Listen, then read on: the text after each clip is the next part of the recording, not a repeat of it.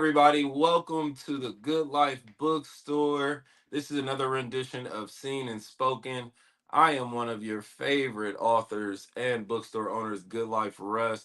We really appreciate all of the love that we have been receiving lately. We appreciate all the authors signing up. We are super excited to get your books on the shelf to the people.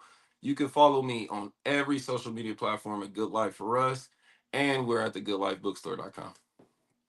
Hey, everybody. I am Chloe Simone. I am your co host and also co founder of the Good Life Bookstore. You can find me now at Chloe Simone Studio on all social media platforms. And we are super excited to be back with you guys today. We are so charged from that panel, and we're ready for the next panel that's coming up this weekend. And we have a great new addition to our Authors Club.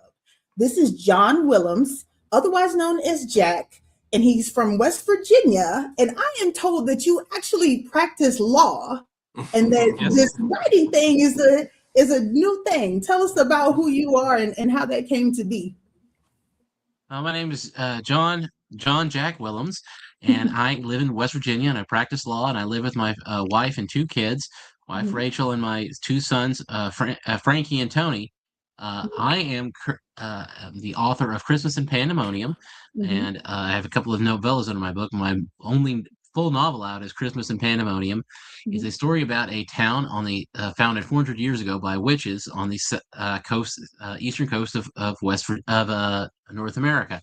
Mhm. Basically, they come to America in the year 1620, seeking to find a place that's less likely to burn them at the stake. They brought there by a bunch of disreputable pirates called the Strangers, who, uh, when the strangers see the witches commit an act of human sacrifice on the trip over, turn into religious zealots overnight, because that will affect you a little bit. However, the when a local Indian tribe threatens both of them, the two sides are able to put their differences aside and deal with the Indian tribe and found a town. 400 years later, it's still there, and a priest, Father Gabe Strobel, is assigned there to a parish that has no parishioners. He has to navigate a town that has Southern Fried Satanists, Jewish werewolves, and a an Irish vampire that has little to no affection for the Almighty. But he's the only baptized Catholic in town, so apparently they have to put up with each other. Uh, Father Gabe ain't the only newcomer in town that Christmas. There's also a prosperity gospel preacher who's decided to buy the name and property of the historic Stranger Church as a way of promoting his brand and growing his online congregation. When he finds Theo living in the basement, he finds out that Theo can hypnotize people. He proposes that the Irish bloodsucker uh, hypnotize people into giving him money, and they'll split the profits 50-50. But unfortunately, Theo ain't down for that. He's been over 4 centuries of life. He's been involved in enough scams to know that those things don't turn out well. But Miles Simon, being a televangelist and more of a bloodsucker than the vampire is, knows he won't take no for an answer, and the story it goes from there. Okay, so I wasn't expecting that in a great way, in the best of ways. But that You is always how get you a get pitch from someone me. excited about your book. Yeah. Wow, that's awesome. Okay, so we'll get Thanks. back to the book because we definitely want to hear more about that. We want to Yeah. hear a little bit about you. So give us some insight. What was it like for you growing up with books? Did you have a lot of books in the home? Did you have to go to the library and read? What was that like for you? I did have a lot of books in the home. My parents were pretty well read. I did visit the library a lot. I grew up a lot with that, reading a lot of Agatha Christie. I read Dune, Ursula Le Guin, J.R.R. Tolkien. A lot of that stuff when I was in my early teens. Um, I was pretty fairly literate household. My parents were thought I was a little weird, and that I was the only kid that they knew of that read the newspaper when I was 12. Uh, you know, um, at a at an earlier age, I was pretty interested in politics. I kind of grew out of that as maybe I got a little cynical, and Mm. Happens to the best of us. I was going to say we definitely can understand that. So, the description of the book, first of all, the concept of the book, wow. First of Thank you. all, Hmm. definitely well thought out and well developed. So interesting question because I want to kind of bridge the two of talking about you in this concept of really where it came from. Do you see yourself in the book, and then where are you showing up in this book? Do I see myself in the book? I am in all parts of the book, but but there's 1,000 different pieces of me, and I've been Mhm, blown to pieces, and they're in every side of the town. I am see myself as a great world builder, and mhm, uh, that's where I begin with is that I set up my sandbox, and the important thing is that I have 1,000 different characters, and those characters are a product of the world that they come from. And they're not a mhm, slave to the world that they come from, but but they are a product of their upbringing. And what Hmm. happens is that uh, the plot begins as that world begins to fall apart due to its internal contradictions, as every world has. mhm, So essentially, what Father Gabe, the priest that comes into town, he comes in as an outsider, so he sees kind of represents the reader, and he Hmm. sees this place is kind of odd.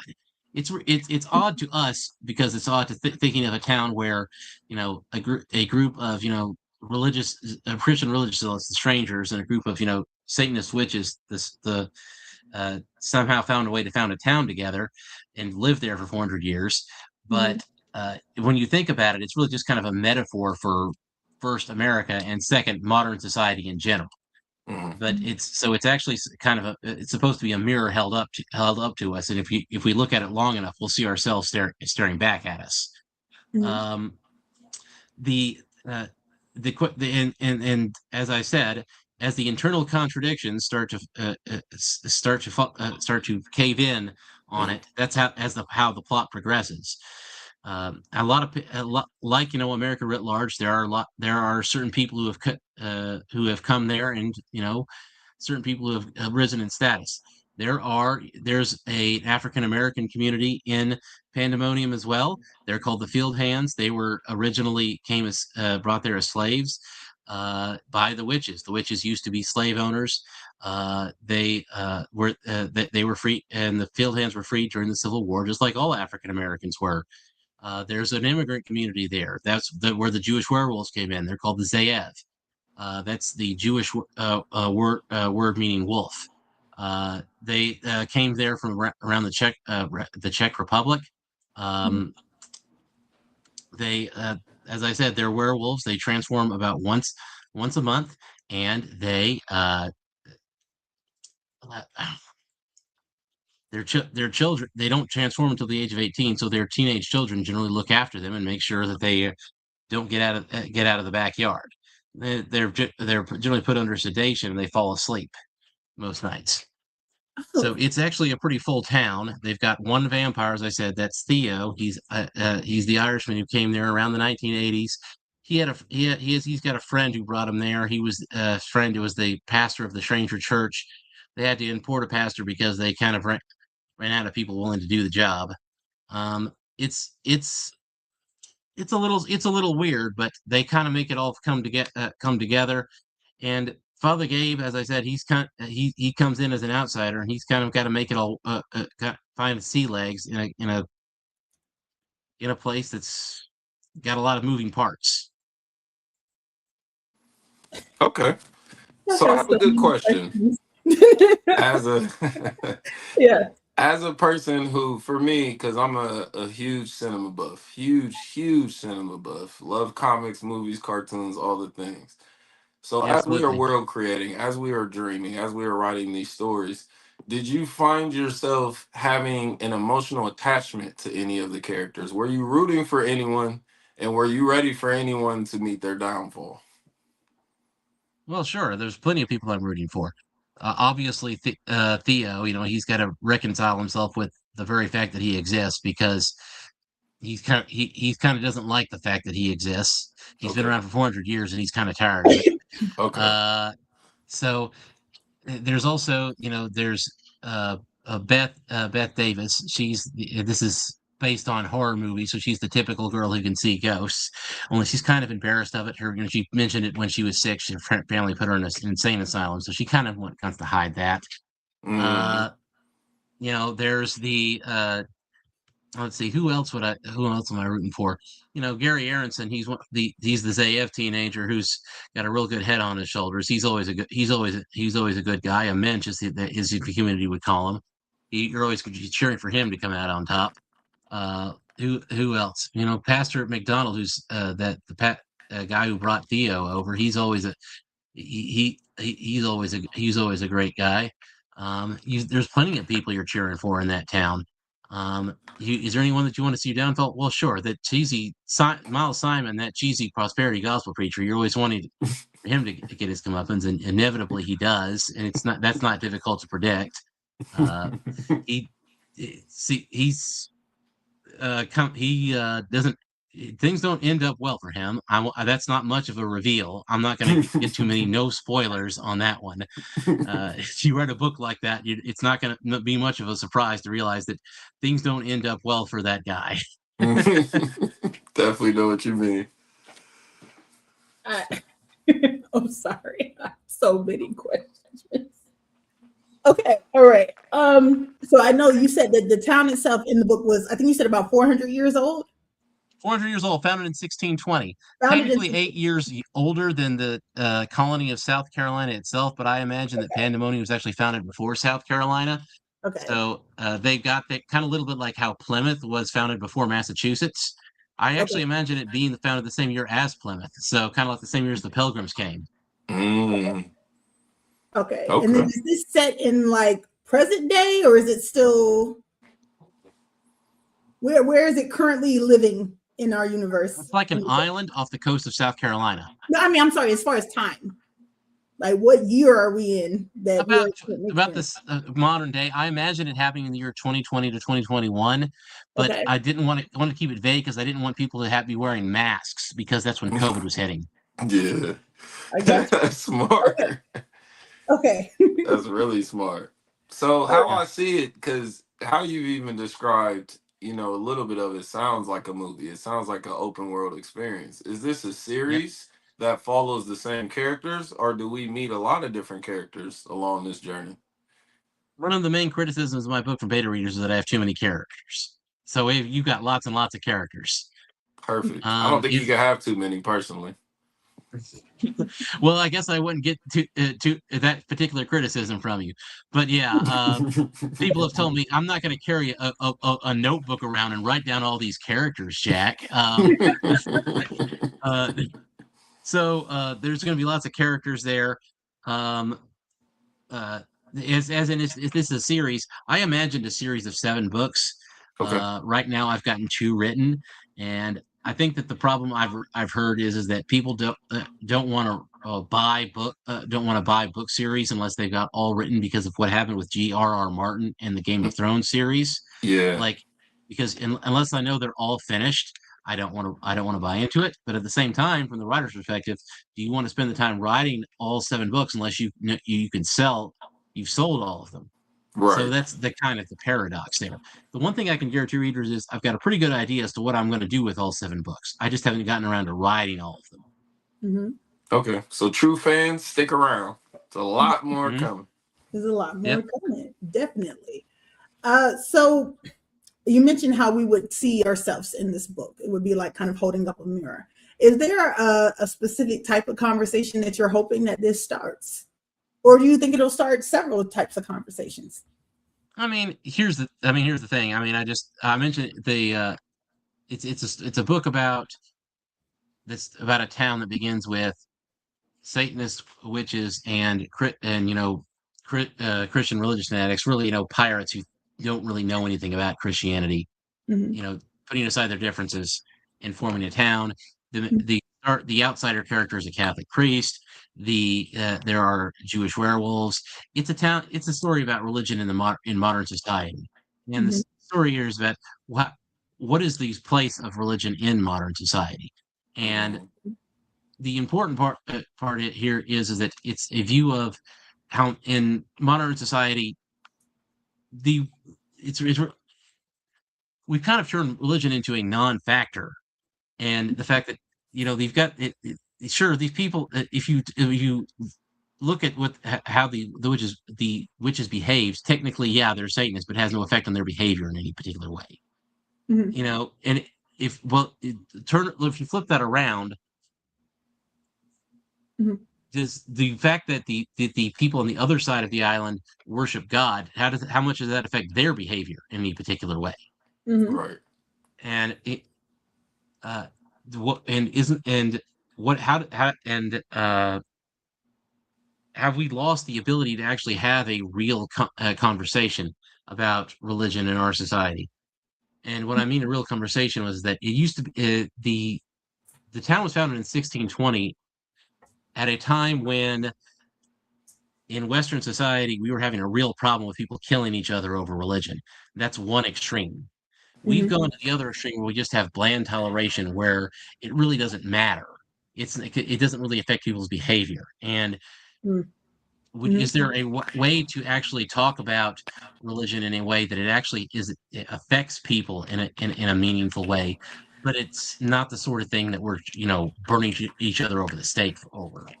Mhm. Right.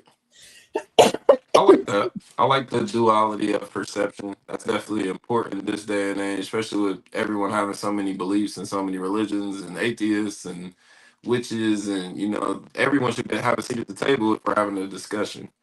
So I definitely love that. So I'm gonna pivot a little bit. So Oh yeah. me and Hmm. Chloe are also parents.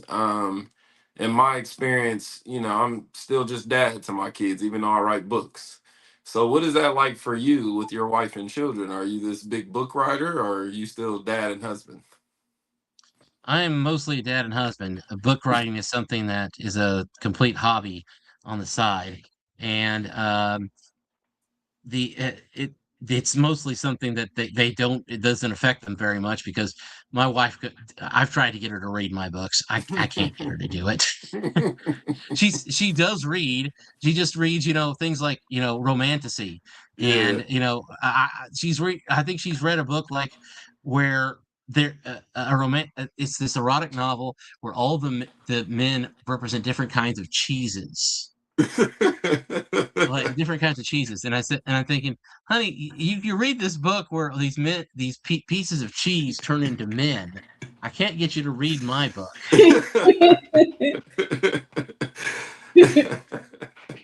How do you follow up that? Right. Yeah. Oh, that's funny. I mean, I guess technically it's an original concept, but I've Yeah. never Yeah. heard it before. Oh, I mean, you can't. Whoever came up with that, you can't say that they were a derivative. They were definitely original in that way. I'm sorry, that kind of caught me off guard a little bit. Yeah. I'm going to be transparent. This entire conversation has caught me off guard a little bit. Yeah, I Well, I love mean, it. at least you won't forget it. I, Yes. I would definitely. Even the title of the book, I'm thinking something else, Yes. and you're just explaining. I'm like, okay. Yeah. You haven't even got to the that part that it occurs during Christmas. Yes, it does occur during Christmas. I, I'm sorry. I'm so sorry. All right. Tell me a little bit about when did you decide to write this book? Like, were you literally practicing law and said, hey, vampires, werewolves, Satanists, pirates, Christmas, in an island? Like, where did this When come did from? I got the idea over a couple of years, but it began when I started watching Buffy the Vampire Slayer the first time. I watched the first 3 seasons, and I put it down and I said, you know, if you have the entire mythology of the Universal monster movies, you could I think I could do better than this. So it started in arrogance. Mhm. I mean, maybe it started in arrogance. Maybe I don't know if I did better or worse than than they did, but I just thought that you know there's I was a little disappointed. I'll be honest with you after watching 3 seasons of it. I really did. I thought they could have done better with the Frankenstein episode. They only had one Frankenstein episode, Hmm. and what they did with the vampires is kind of lame. I mean, they're really just kind of just stock villains. Yeah. Yeah. Oh, just I like didn't think monsters much for of the it. sake of monsters. Uh-huh. Okay. You know, there's supposed. I mean, these. No, I mean, the, the the Universal monster movies are the real inspiration for Christmas of Pandemonium is Brother James Lindsay. I went to a Catholic high school, Mhm. and he was our freshman year religion teacher. And he instead on Fridays he would show us monster movies from the 1930s and 40s instead of teaching us. And Mm, it's so the idea of mixing religion with monsters actually came from that. It that the Buffy story is only partially true.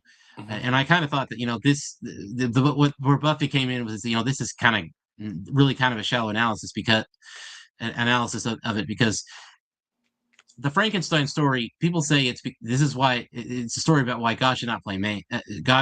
Man shouldn't play God. It's really more of a story about why God shouldn't play God. It's a story people empathize with Frankenstein's monster. People, well, yeah, we're supposed to empathize with Frankenstein's monster because Frankenstein's monster is supposed to be a symbol for man. We're supposed to be Frankenstein's monster. God is the doctor.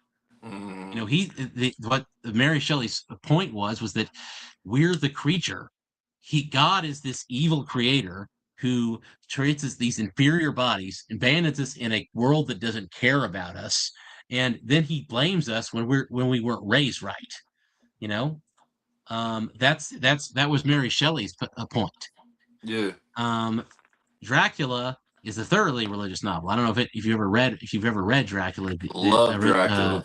but it was all sorts of things in that book about anxieties about sex and Victorian views of religion and all kinds of stuff in there. Uh, uh, Evolving ideas about science and uh, I mean Dracula is literally means son of the devil. Yeah. That's what the name means. And he's meant to be a Luciferian figure. It's so basically you have two books one of which Dracula is a more traditional Christian view of the world, and you have Frankenstein, which is a more atheist view of the world that basically portrays God as the villain. Because at the end of the day, Frankenstein, the point of Frankenstein is that knowing that Frankenstein was the doctor is knowledge, but Frankenstein is the monster is wisdom, because it's basically a story about how God is actually kind of a dick because he created us in an inferior body in a world that doesn't care about us. And it's a very atheist story. Whereas Dracula is actually a very Christian story about how there's this evil figure, i.e., Satan, out there who's trying to get us, and by living in this very secular world, we've disarmed ourselves, kind of like how England isn't ready to handle this evil vampire figure that decides to move there. Mhm. Um, the people in Transylvania, they're pretty religious. They have all these crucifixes and Right. garlic. They know how to handle Dracula because they've evolved and learned how to deal with him over several centuries. But the Mhm. people in London, they're pretty clueless. So when Dracula moves to London with Mhm. Jonathan Harkness's help, his unwitting help, that they don't know they don't know what hit him Right. because they don't all of their it's like a disease that comes into a body that doesn't have any immunity to it. Right. Mm. I can see that. I love that point of view. That made me wonder. So, are you a person who likes to read the book and watch the movie? And do you believe the books are better told than the movies as far as the story? I do both, yeah. And I guess it depends. Do I think that the books are better than the movie? I think that when it comes to Frankenstein, the books are very different from the movie. I think that both the Yes. book and the movie are good, but they are tell different stories. The Right. book, as I said, is a story once again about how you know that God did was wrong in creating the universe because he created man to suffer in an uncaring world. In the movie is really more the what that is really is the more tradition what we think of as this as the moral of Frankenstein, which is that man shouldn't play God. That's why there's Mm. so little of the book in the movie. That's like 90, Yeah. like only 10% of the book actually made it into the 1932 Frankenstein. Okay. So with Dracula, there's actually a lot more of Dracula that actually made it into the movie Dracula, but Mhm. The movie Dracula is a lot shorter than the book. Like they cut out the entire ending in the 1932 Dracula, which is probably makes sense given the fact that Dracula is really a long book, whereas Dracula movie is like a lot shorter.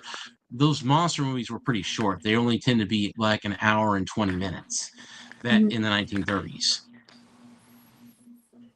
Okay. Wouldn't have known. Mine is blown. I'm processing a million thoughts a minute Yeah. right now. Okay, so talk to me a little bit. Let's talk to some authors. Let's talk to some aspiring authors because you talked about loving to build the universe.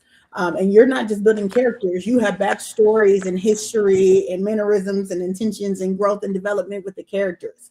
Would you give some advice to aspiring authors on what it takes to develop a universe? Well, I would say read a lot. And Mhm. obviously, you need to read fiction. You need to read other fiction writers so you can develop your craft, but Mhm. also read history, read philosophy, read the basic ideas behind what you're trying to convey and understand there's the idea of art for art's sake, but I've always ascribed to the idea that art should try to convey some kind of moral to it. And so you have to understand the Okay. basic idea that you're trying to convey because you're trying to convey one idea or another. Generally, stories have a moral to them. Mhm. And, it doesn't have to be as obvious as Kyle Broflovsky looking directly into the camera and saying, "We've learned something today, folks." But Mhm. obvious, be a little less obvious than that. Um, uh, so I would say read widely. Do research into the things the thing that you're interested in, and try to convey what it is that you're trying to and know a little bit about what it is that you're trying to convey.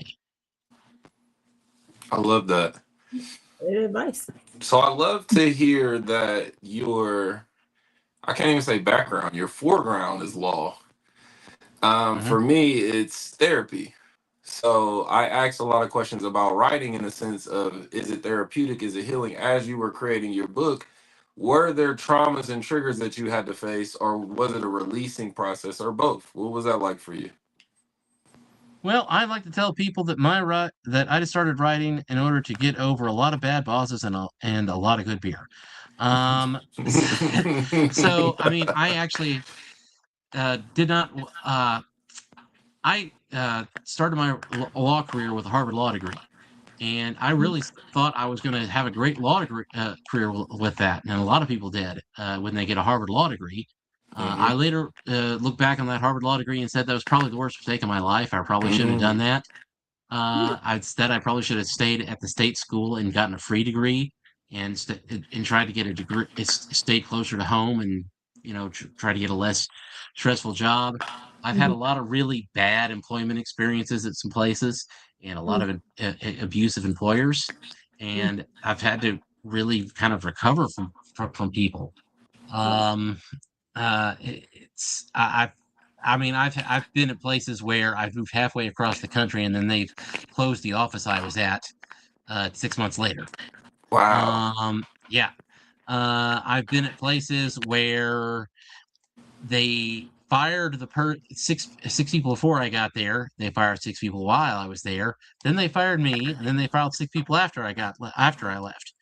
And presumably they've learned nothing because they've kept firing people since I left, and I've kept up with their website. And they don't learn anything. Um, I've been to places where I've worked 12 hours a day for a year and a half, and then they laid me, and then based on where I was on a spreadsheet, they laid me off. Um, you know, I'm in a pretty good place now. I have a government job, and generally, a job in state government it tends to be pretty, secure, and it tends to be pretty forgiving hours. It's not without its frustrations at times, uh, but uh, I've used writing as a way to deal with the frustrations I have. It's better than, screaming myself hoarse, which, given the fact that I have a wife and kids, I can't do. And, I tried, I really tried drowning myself in alcohol for a while, but, doctors look down on that. So, writing one of the more productive ways that I've tried to deal with, the issues I've received in life. The I think abuse is a safe word to explain some of the things that have happened to me. Mm, Um, but yeah, uh, I think that a lot of people in my generation, I came out of college in 2009 when the recession first hit, mm, and came out of law school in 2012. It was kind of still going on. Thought that law mm, school would be a good way to ride out the recession, mhm. and that at the and that it led directly into a job, so it was actually a good decision.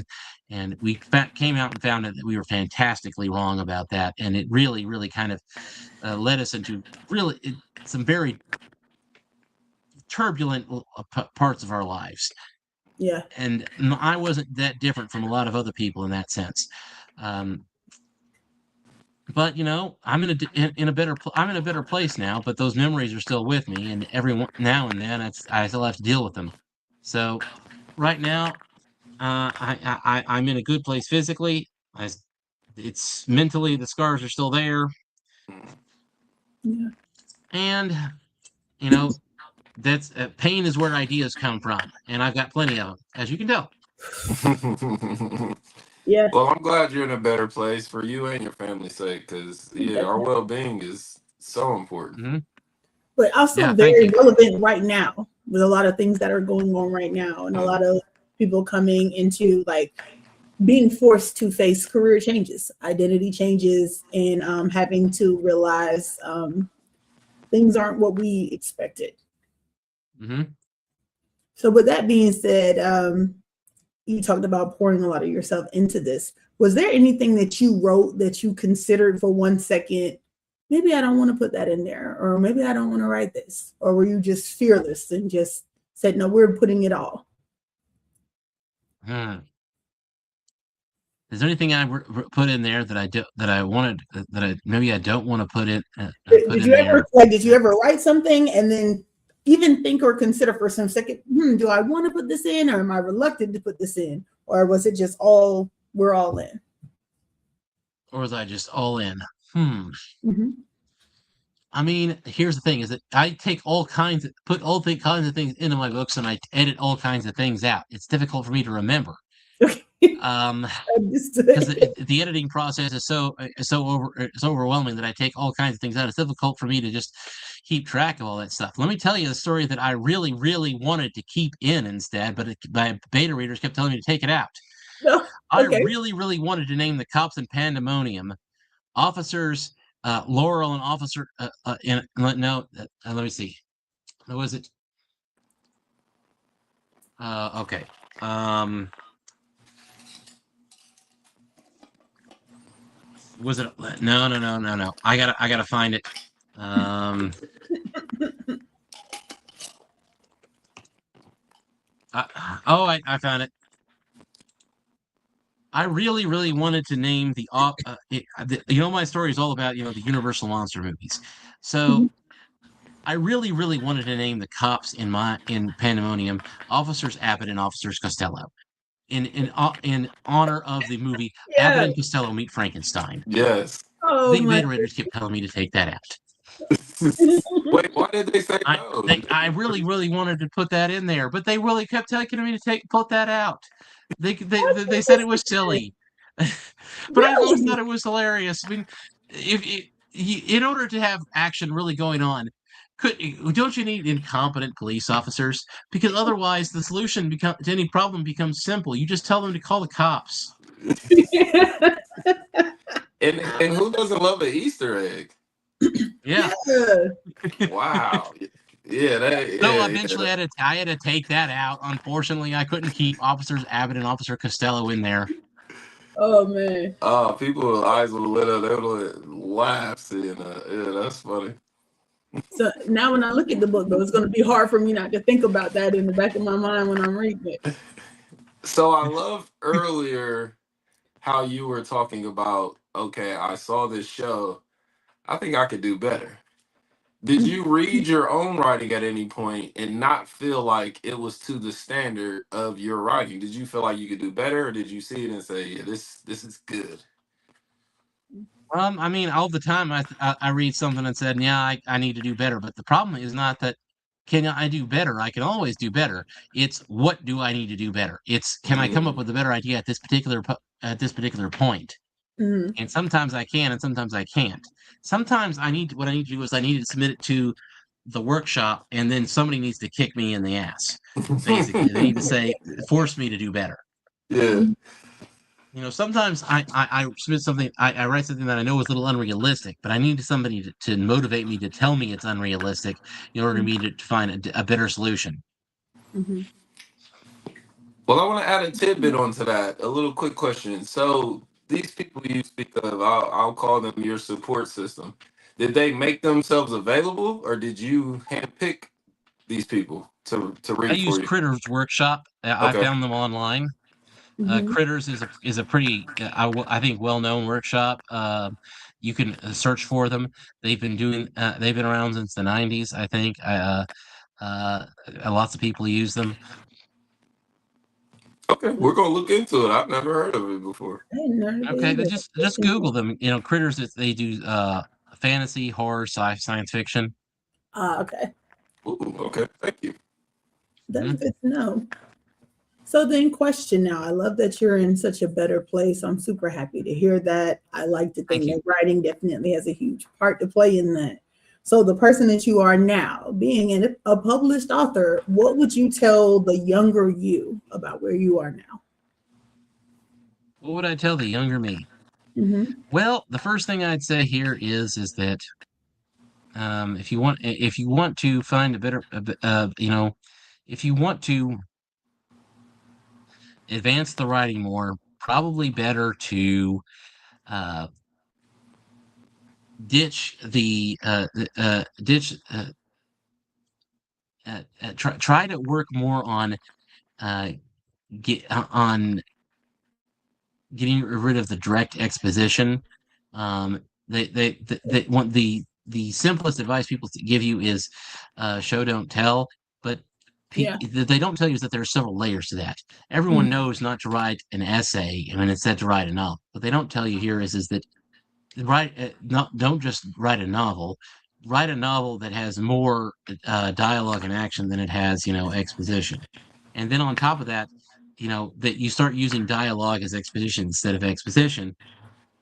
Well, if it's too obvious, if it's there's a Right. lot of novels I've read where it's literally just people explaining things to one another over Right. for 200 pages. Oh, And at that point, you may look, just give me a paragraph of exposition. I'd rather have a paragraph of right. exposition than 2 pages of people talking about giving each other explanations. Yeah. I mean, so I mean, basically, I would say stop being. I think that one of the things that I had the toughest time accepting was the fact that third person omniscient is dead. Mhm. That was one of the used to be the predominant form of storytelling. I Yeah. mean, pretty much everyone used to use third person omniscient. Now nobody uses it. And I think it happened like around 2000 or so when the dawn of the new millennium. I don't know why that happened, but everyone uses it and they claim that it's just this inferior form of storytelling. I wasn't involved in that decision. I wasn't in the room. Nobody gave me a vote in it. Yeah. But I originally, Christmas in Pandemonium was in third person, Hmm. omniscient. And so what I had to do was I had to kind of rig this storytelling device where I have 10 different points of view and Yeah. it alternates. And It's very complex. yeah, I mean, and but the thing is that there's no point in resisting what you can't change. Mhm. And if taste and writing have changed to the point where everyone have just decided, regardless of what all your protests are, that this is what good writing is now, you Hmm. kind of just have to deal with it the best that you can, Hmm. and you can't just whine about it. Um, I've had people do that, and I've been on the and once you're on the outside looking in, you kind of just say, hey, you just need to deal with it, buddy.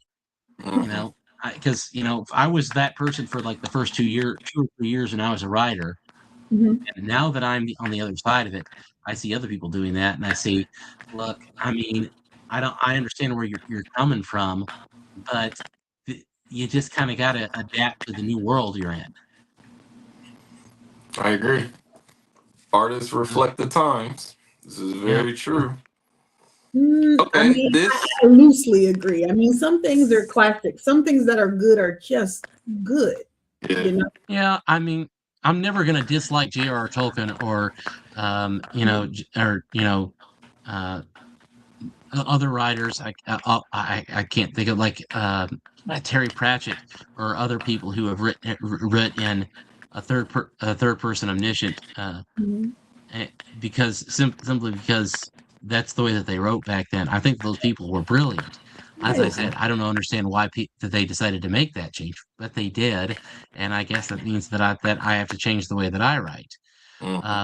I'm not going to stop enjoying a book like that. I'm just going to have to deal with the fact that the powers that be that make these editorial decisions have decided that that constitutes head hopping now, and I just have Yeah. to deal with. If I want to get my work published, I have to deal with those standards. Now, these days they have self-publishing. Mhm. Self-publishing, I mean, if you have a good idea, if a good idea that you have true self-confidence in, that you can make it, and you don't need the help of any kind of gatekeepers, and you can run your own business like that, it's a good. It might be a good option for you. I prefer doing traditional publishing for now, even if it is with smaller independent publishers. Mhm. I would only go through self publishing if I had a big enough brand name on my own that I could sell it on my own without having to help anybody else's assistance. Mhm. Um, uh, and uh, and if I knew how to had a big enough network that I could advertise it without the assistance of a publisher. Mhm. That makes sense.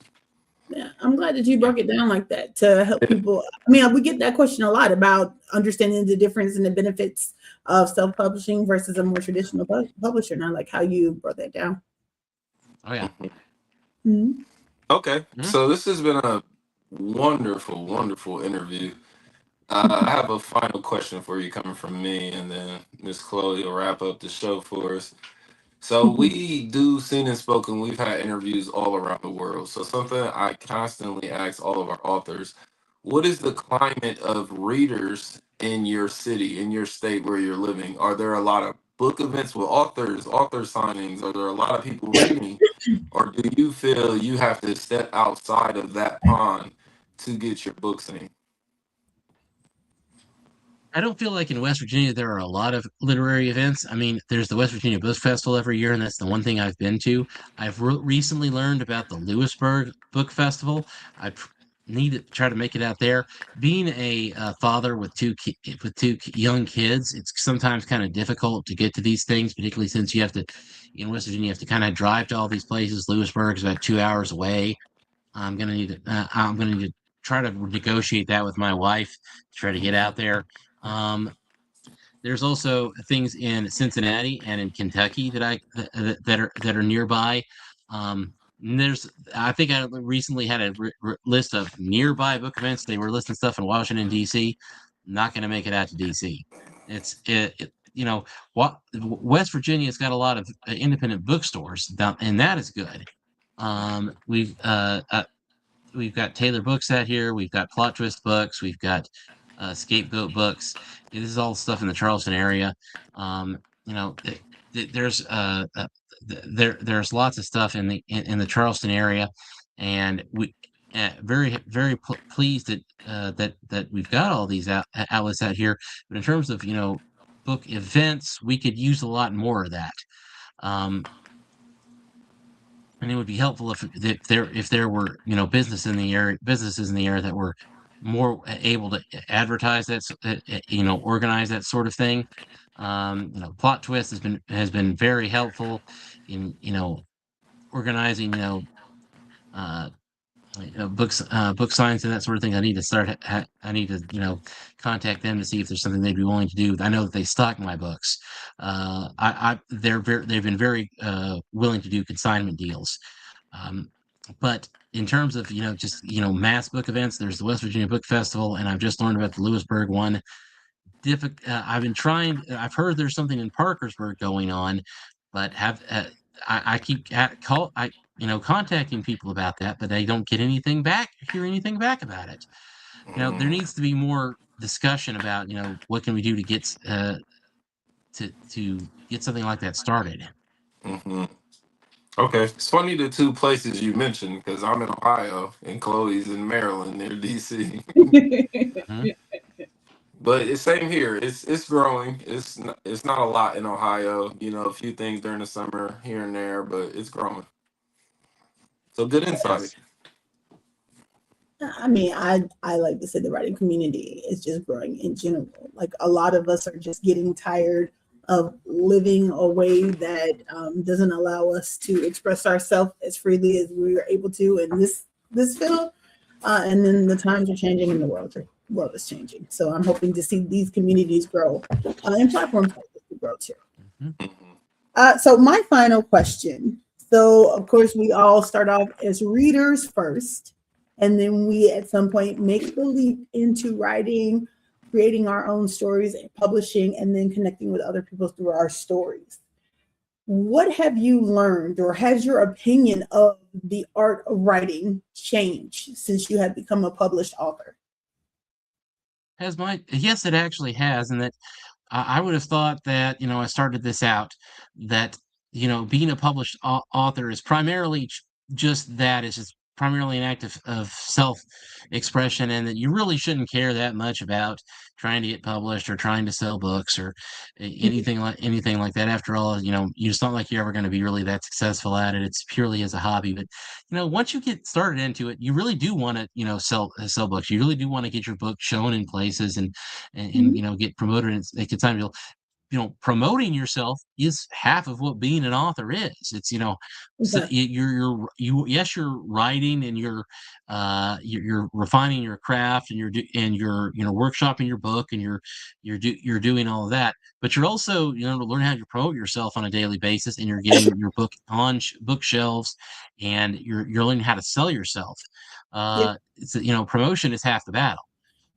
So Yes. I would so it's more you're not it's but, selling the book is a little bit like having a business, and at this point it's kind of a small Yes. business for me. It's At Yes. this point it really is a little bit still on the side of a hobby, because I'm just not moving that many copies, but we're trying to get up there. I started off with $100 advance when I first started off with my book a little less than a year ago, and I've made about $70 back on it in terms of royalties. So, and publisher's very happy with that in terms of just how much we sold. Hopefully, we're gonna sell more. And I've just turned in my sequel to the publisher, and she's reading through it, and hopefully we get more coming this way. I love that. That's All right, so awesome. everybody listen, he already has the sequel in the works, so you can go ahead and get invested in the characters because there's more to come. Gotcha. We love it. All right, so one more time for the audience before we head out. Can you let them know where to find you on social media and where they can acquire your book from? Mhm. All right. My name is Jack Willems. My book is I am the author of Christmas Pandemonium. If you want to get my book, you can get the ebook version at Cosmic Creation Station online, or if you want to get a paperback copy, you can go to I Ain't Your Marionette Press or on Amazon. If you want to check out my blog at jacksbooknook.com, or you can check me out on Twitter at 19, Jack Willems 1986, and or check me out on Facebook or Instagram. So just you can search me, and you can just find I'll be around. Don't worry. To the 1980s, by the way. A Good. lot What do you of good say? things. Shout out to the 1980s. A lot of good things came out during 1980s, yes, that time yes. period. 1980s produced Yeah, a lot of good things. Yeah, yeah, some of the yeah. We're best both might. from the '80s too. So yeah, we love it. Yeah. Well, thank you so much for sitting with us today, Jack. We know you're Yes. a busy man, so we appreciate making the time for us to come talk to your book about your book to our audience. Make Mhm. sure y'all are following Mr. Jack here. He's a great storyteller. I love your enthusiasm and excitement. That's what we need more in the community. We need to not just share our stories, but we need to tell our stories in a way that encourages other people to tell their story. So 100%. I am one of your co-hosts, Good Life Russ. I go by that handle on all social media. Make sure y'all follow. I am one of your other Thank you very co-hosts, Chloe mhm. Simone. I'm at Chloe Simone Studios on all social media. And please, please, please check us out at thegoodlifebookstore.com. And you will have access to interviews like this, up and coming books that are coming out, and more events that we have to come your way. And we'll catch you guys this weekend at the panel. Thank you for having me. Yes, sir. All All right, right. everybody, make sure you keep reading. Bye. See you soon. Peace. See you soon.